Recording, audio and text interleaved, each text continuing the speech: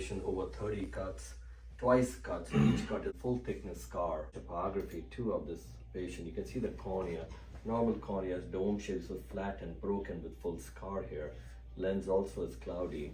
Stigmatism over 9.2 diopter, as you can see here, right?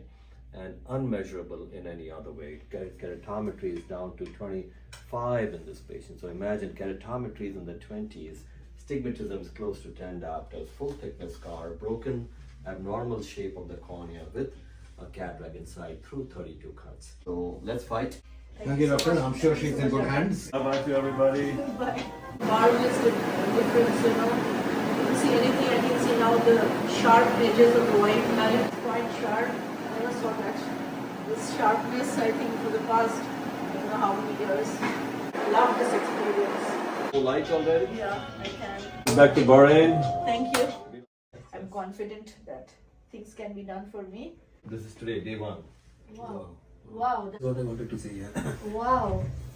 Doctor, you've done an amazing job. I can't believe my doc, you know, there are so many cuts, and it was like chopping my eyes into pieces. I can't believe this is what I've done. Thank you, doctor. Excellent.